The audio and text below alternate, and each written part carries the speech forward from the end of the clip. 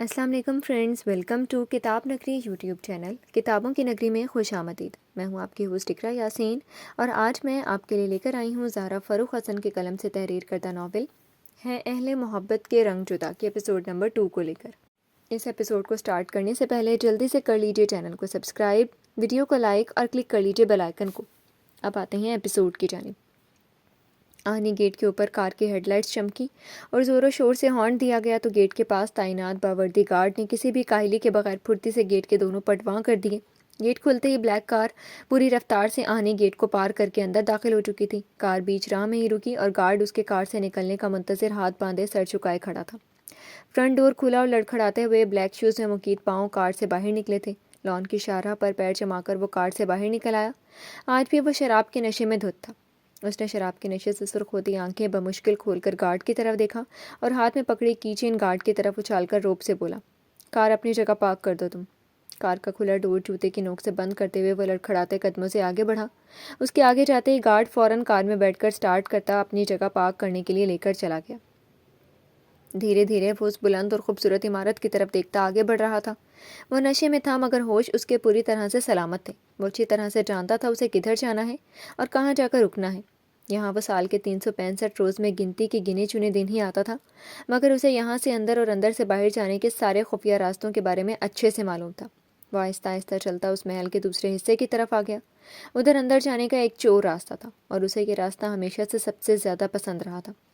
وہ تلخی سے مسکراتا ہوا دروازے کی نوب گھما کر کھولتا اندر چلا گیا۔ فرش سے ڈھکی راہداری میں اس کے قدم دھیرے دھیرے آگے بڑھتے جا رہے تھے اور اسی لڑکھڑاہٹ سے وہ وہاں پہنچ گیا جہاں آنا اس کا اصل مقصد تھا۔ جیسے ہی وہ اس روشنی سے جگمگاتے اور رنگ و بو کا سما پیش کرتے ہال روم میں داخل ہوا، وہاں موجود مستی میں جھومتے، نشے میں گم، دھواں اڑاتے اور کہے لگاتے سارے افراد اپنی اپنی جگہ جم سے گئے۔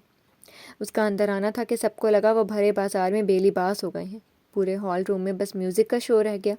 سب یوں اپنی اپنی جگہ ساکت ہو گئے جیسے کسی نے سب کو فریز کر دیا ہو۔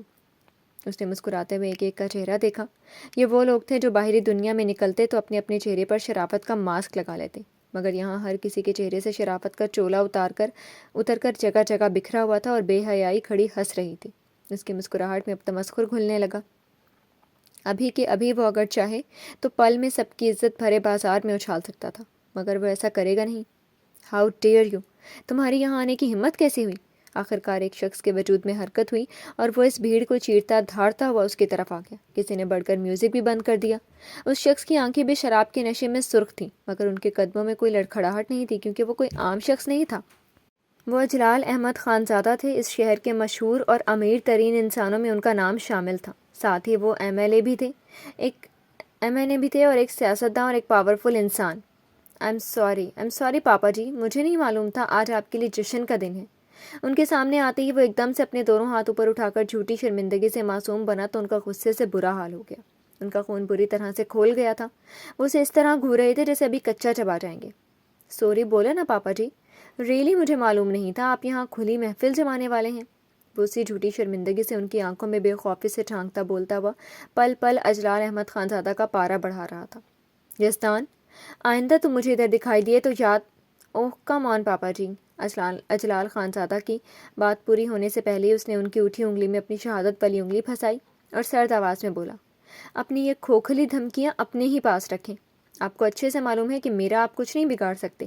یہ آپ بھی اچھے سے جانتے ہیں کہ مجھے اپنی طرف اٹھی انگلیوں کو توڑنا کیسے اچھے سے آتا ہے۔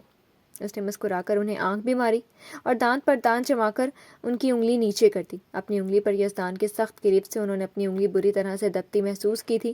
انہوں نے جھٹکے سے اپنا ہاتھ کھینچ کر اپنی انگلی اس کی گرفت سے آزاد کروا لی۔ یزدان کے ہونٹوں پر زہریلی مسکراہٹ ابھری۔ Get last. کچھ دیر اسے جبڑے بھینچ کر گھورتے ہوئے وہ زور سے دھاڑے تو بھی اس پر کوئی اثر نہیں ہوا۔ جا رہا ہوں پاپا جی، جا رہا ہوں۔ چلا کیوں رہے ہیں؟ Bye guys, enjoy your party. ان سے اسی دل چلانے والی مسکراہٹ سے کہتے ہوئے اس نے ہاتھ اٹھا کر وہاں موجود دور کھڑے اور بھی اجلال خانزادہ کے دوستوں سے کہتے ہوئے فلائنگ کس بھی دی۔ وہاں موجود سارے کے سارے لوگ اتنی دیر میں پسینے سے تر ہو چکے تھے۔ اجلال خانزادہ کا یہ سر پھرا سوتیلا بیٹا کتنی الٹی کھوپڑی کا تھا، وہاں موجود وہ لوگ اچھے سے جانتے تھے، جن کا واسطہ یزدان سے پڑ چکا تھا۔ وہ اب مرتے دم تک اس کے منہ نہیں لگنا چاہتے تھے۔ وہ اپنے باپ سے بھی زیادہ خطرناک تھا۔ یہ اجلال خانزادہ کے دوستوں کو اچھی طرح سے معلوم تھا۔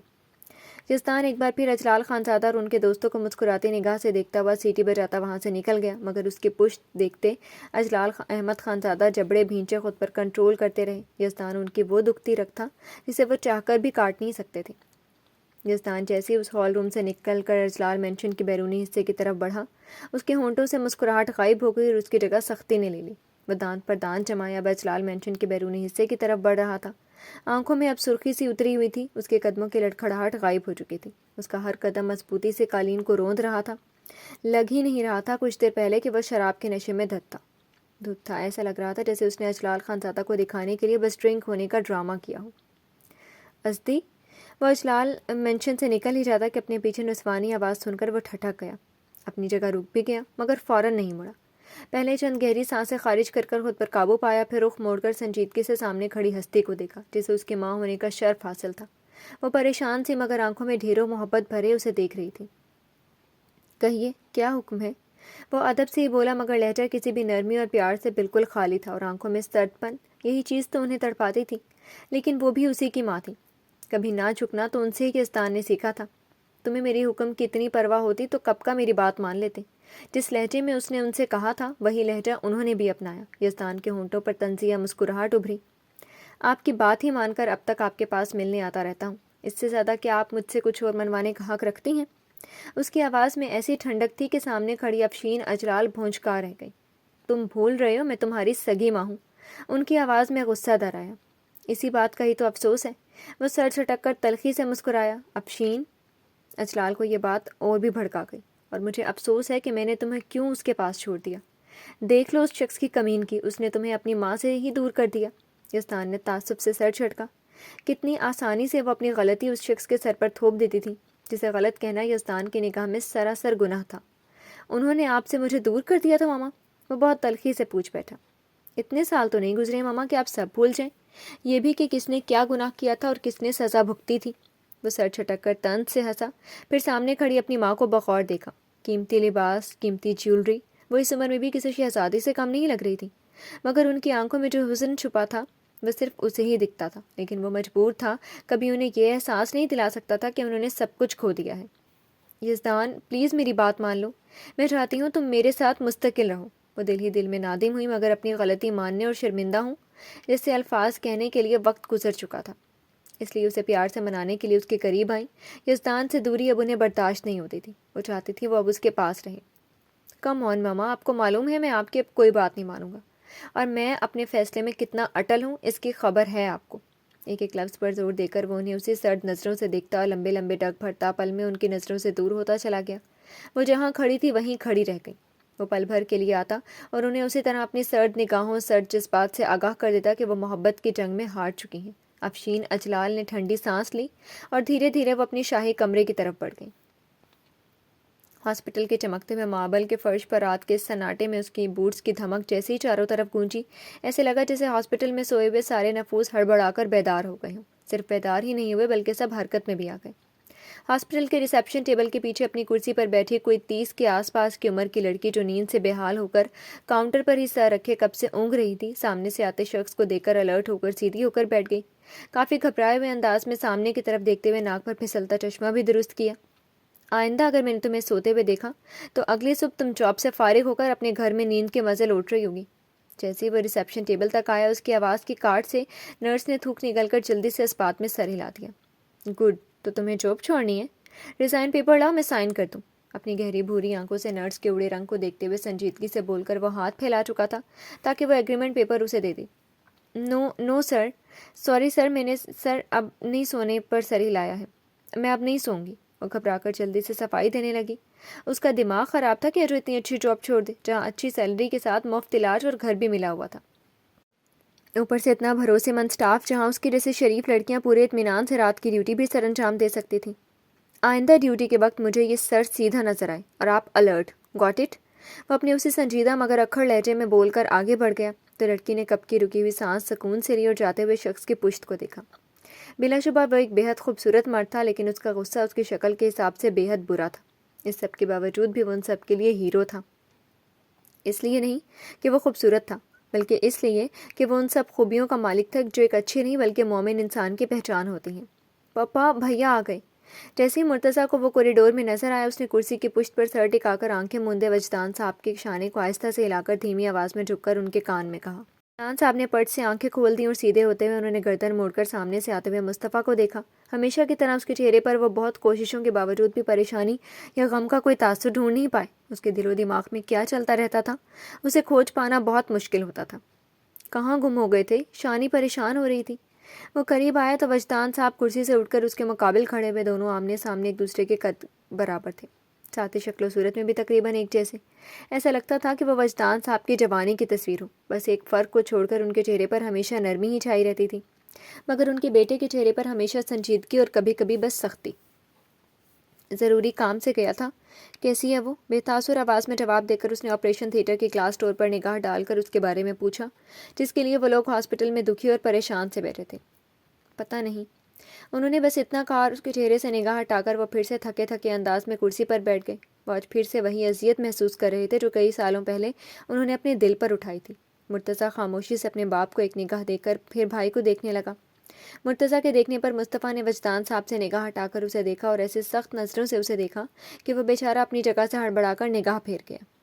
پاپا، میں عزی کو گھر لے کر چلا جاتا ہوں، دعا بھی اکیلی ہوگی۔ بھائی کی سخت نگاہوں سے گھبراتے ہوئے وہ جلدی جلدی وجدان صاحب سے کہہ کر اپنی جگہ چھوڑ کر کھڑا ہو گیا۔ انہوں نے چونک کر مرتضیٰ کو دیکھا، پھر ٹھنڈی سانس لے کر آہستہ آواز میں کہا، ہاں گھر چلے جاؤ، دعا پریشان ہو رہی ہوگی، اور عزی کا خیال رکھنا۔ انہوں نے اسے ہدایت دے کر اپنا سر پھر سے کرسی کی پشت پر ٹکا دیا۔ جی میں پورا خیال رکھوں گا۔ اس ہستی کی بلی کا اتنا خیال تو اس کا کتنا خیال ہوگا؟ مرتضیٰ سوچ کر سنجیدگی سے کہہ کر بھائی سے نگاہ بچا کر جانے لگا کہ اس نے ایک دم سے جان بچا کر بھاگتے مرتضیٰ کی جیکٹ کو کالر پیچھے سے پکڑ کر کھینچا تھا۔ وہ جو جلدی سے بھاگ جانا چاہتا تھا، اس کی اس طرح سے جیکٹ پکڑ کر کھینچنے سے پیچھے کی طرف پھسلتے پھسلتے بچا۔ تم نے بہت اچھا خیال رکھا تھا اس بلی کا، میں نے بھی دیکھا تھا اسے، بائک سے لٹکی ہوئی تھی وہ۔ اتنا سننا تھا کہ مرتضیٰ نے آنکھیں میچ لیں۔ وہ کیسے بھول گیا سامنے کھڑا شخص چیل سی نگاہ رکھتا ہے، کوئی غلطی اس سے نظر انداز نہیں ہو سکتی۔ سوری بھیا، ابھی اسے گھر لے جاتا ہوں، اور اس بار گود میں اسے اپنی بھتیجی کی طرح بٹھا کر لے کر جاؤں گا۔ وہ مسکینوں کسی شکل بنا کر بولا تو مصطفیٰ نے اسے گھورتے ہوئے اس کا کالر چھوڑ دیا۔ میں بلی کو خاص جگہ چھوڑ آیا ہوں، اور دعا اکیلی نہیں، ملازمہ ہے وہاں، تو فی الحال تم گھر نہیں جا رہے ہو ابھی، اور اسی وقت تم آفس جاؤ گے، اور کل تک مجھے سارے کیسز کی فائل کمپلیٹ چاہیے۔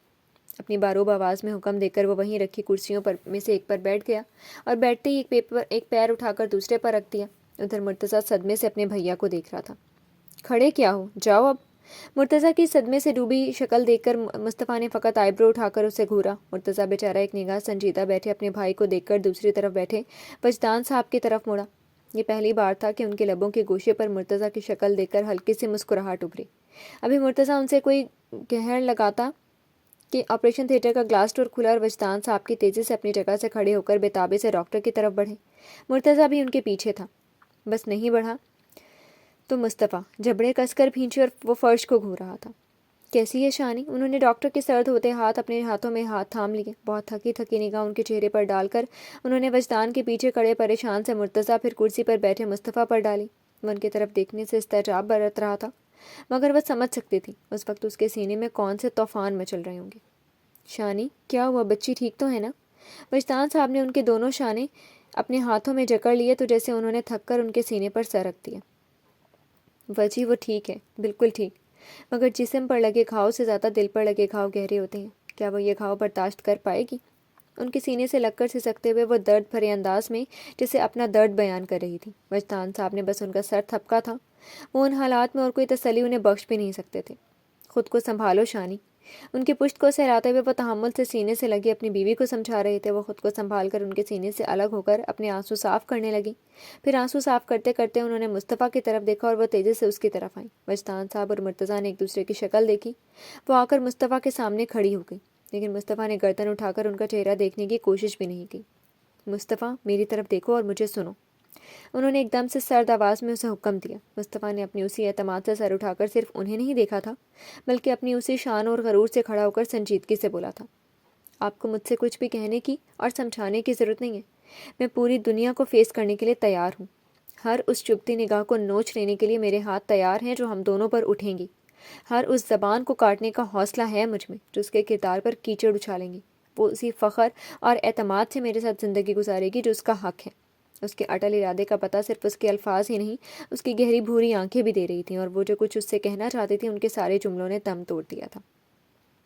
ایک بار پھر سے ان کی آنکھوں میں آنسو چمکے، مگر یہ آنسو غم کے نہیں تھے، بلکہ اس خوشی اور فخر کے احساس کے تھے جو ہمیشہ سامنے کھڑا مضبوط مرد انہیں دیتا تھا۔ جب وہ چھوٹا بچہ تھا تب بھی ایسا ہی اس فخر انہیں محسوس ہوتا تھا، اور اب جب وہ بھرپور کڑیل جوان مرد ہو چکا تھا تو بھی انہیں لگتا تھا جیسے دن بدن ان کا سر فخر سے اونچا ہو رہا ہو۔ آنسو پوچھ لے شانی، مجھے آپ کی آنکھوں میں آنسو نہیں پسند۔ وہ اسی سنجیدگی سے کہتا ہوا مڑا، اور جس شان اور وقار سے وہ ادھر آیا تھا اسی شان سے وہاں سے نکلتا چلا گیا۔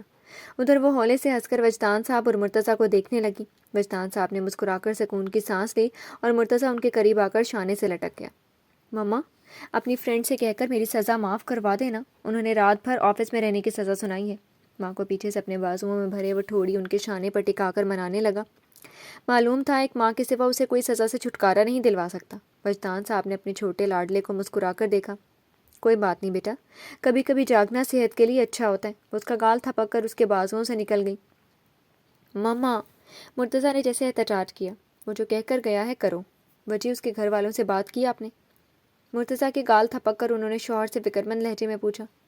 تم چلو آرام سے بیٹھو، میں سب بتاتا ہوں، وہ سنجیدگی سے کہتے ہوئے ان کا ہاتھ تھام کر ان کے کیبن کی طرف بڑھ گئے۔ مرتضیٰ نے اپنے ماں باپ کو جاتے ہوئے دیکھا اور پھر سر ہلا کر باہر جانے کے لیے قدم بڑھا دیے۔ اب اسے رات آفس میں گزارنی تھی۔